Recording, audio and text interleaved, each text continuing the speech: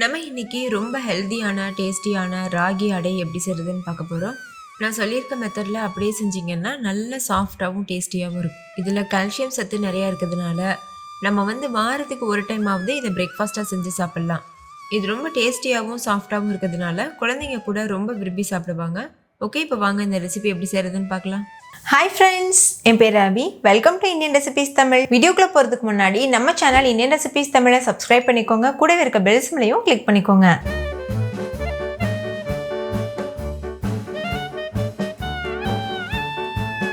First இந்த recipe பண்ணுறதுக்கு ஒரு மிக்ஸி ஜார் எடுத்துக்கோங்க. அதில் 1 டீஸ்பூன் சீரகம், 1 டீஸ்பூன் மிளகு, ஒரு சின்ன துண்டு இஞ்சி சேர்த்துக்கோங்க.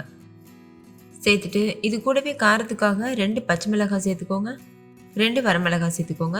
காரம் இவ்வளோ வேணான்னா நீங்கள் கம்மி பண்ணிக்கலாம். இப்போ இதை குறைப்பாக இந்த அளவுக்கு அரைச்சி எடுத்துக்கோங்க. அரைச்ச இந்த பேஸ்ட்டை ஒரு மிக்சிங் பவுலுக்கு மாற்றிக்கோங்க. இப்போ மாற்றியாச்சு. இது கூட ஒரு கைப்பிடி அளவு தேங்காய் துருவல், கூடவே ஒரு சின்ன சைஸ் கேரட்டையும் துருவி சேர்த்துக்கோங்க. அடுத்து 1 கப் அளவுக்கு பொடியாக கட் பண்ண கொத்தமல்லி இலை, ஒரு கொத்து கருவேப்பிலை, கூடவே ஒரு பெரிய சைஸ் வெங்காயம் பொடியாக கட் பண்ணி சேர்த்துட்டு 1 கப் அளவுக்கு ராகி மாவு சேர்த்துக்கோங்க. 1/2 கப் அளவுக்கு அரிசி மாவு சேர்த்துக்கோங்க. ராகி மாவு அரிசி மாவு ரெண்டுமே நான் வீட்டில் அரைச்சது தான் சேர்த்துருக்கேன். வீட்லேயே எப்படி ராகி மாவு அரைக்கணும்னு வீடியோ வேணும்னா கேளுங்க, நான் சீக்கிரமே அப்லோட் பண்ணுறேன். அடுத்து இது கூட 1 டீஸ்பூன் உப்பு சேர்த்துக்கோங்க, 1 டேபிள் ஸ்பூன் தேங்காய் எண்ணெய் சேர்த்துக்கோங்க. 1/2 கப் அளவுக்கு தண்ணி சேர்த்துட்டு இது நல்லா மிக்ஸ் பண்ணிக்கோங்க.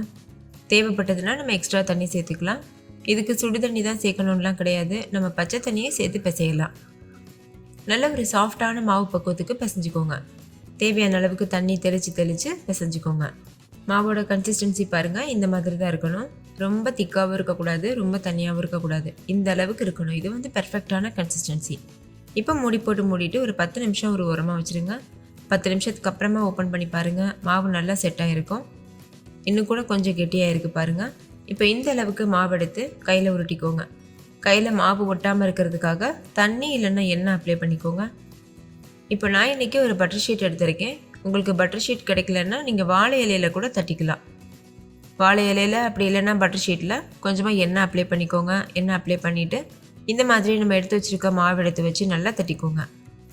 மாவு கையில் ஒட்டுற மாதிரி இருந்ததுன்னா கொஞ்சமாக நீங்கள் தண்ணி அப்ளை பண்ணிவிட்டு நீங்கள் தட்டிக்கலாம். முடிஞ்ச அளவுக்கு மெல்லிசாக தட்ட பாருங்கள். அப்போ தான் அடை சாப்பிட்றதுக்கு நல்லா சாஃப்டாகவும் ருசியாகவும் இருக்கும். ரொம்ப மொத்தமாக தட்டிட்டோன்னா கொஞ்சம் ஹார்டாக இருக்க மாதிரி இருக்கும். இப்போ இந்த அளவுக்கு மெல்லிசாக தட்டினதுக்கப்புறமா இதை அப்படியே பட்டர் ஷீட்டோடு எடுத்து நம்ம தோசை டவாவில் போட போகிறோம். அதுக்கு தோசை டவா நல்லா சூடுபடுத்திட்டு அதில் கொஞ்சமாக எண்ணெய் ஸ்ப்ரே பண்ணிக்கோங்க. அதுக்கப்புறமா நம்ம செஞ்சு வச்சுருக்க அடையை இந்த மாதிரி உள்ளே சேர்த்துருங்க. லேசாக டேப் பண்ணிவிட்டு அந்த பட்டர் ஷீட்டை ரிமூவ் பண்ணிடுங்க. பாருங்கள், இந்த மாதிரி ரிமூவ் பண்ணிவிட்டு இந்த ராகி அடையை 2 பக்கம் திருப்பி விட்டு முழுமையாக வேகிற வரைக்கும் வேக வச்சுக்கோங்க. இதுக்கு மேலேயும் நான் எண்ணெய் ஸ்ப்ரே பண்ணியிருக்கேன். நான் தேங்காய் எண்ணெய் தான் யூஸ் பண்ணியிருக்கேன். தேங்காய் எண்ணெய் யூஸ் பண்ணும்போது அடை ரொம்ப ருசியாக இருக்கும். உங்களுக்கு தேங்காய் எண்ணெய் யூஸ் பண்ண விருப்பம் இல்லைன்னா ரிஃபைண்ட் ஆயில், நல்லெண்ணெய் கூட யூஸ் பண்ணிக்கலாம். ஸ்டவ் மீடியம் ஃப்ளேம்லேயே வச்சுக்கோங்க, ஹை ஃப்ளேமில் வைக்க வேண்டாம். இடையிடையில் லோ ஃப்ளேமுக்கு மாற்றிக்கோங்க. இப்போ பார்த்தீங்கன்னா தெரியும், கலர் நல்லா சேஞ்ச் ஆகிருக்கு. ஒரு டார்க் கலரில் வந்திருக்கும். அப்போது அடை நல்லா வெந்திருக்குன்னு அர்த்தம். இப்போ இதை நம்ம வெளியில் எடுத்துகிட்டு சர்வ் பண்ணிடலாம். அவ்வளோதான். நீங்களே பார்த்தீங்கல்ல எவ்வளோ சிம்பிளாக டேஸ்டியாக பண்ணியாச்சு. நான் இன்றைக்கி வேர்க்கடலை சட்னியோட தான் வச்சு சர்வ் பண்ண போகிறேன். நீங்கள் உங்களுக்கு என்ன சட்னி விருப்பமோ அது கூட வச்சு சர்வ் பண்ணிக்கலாம்.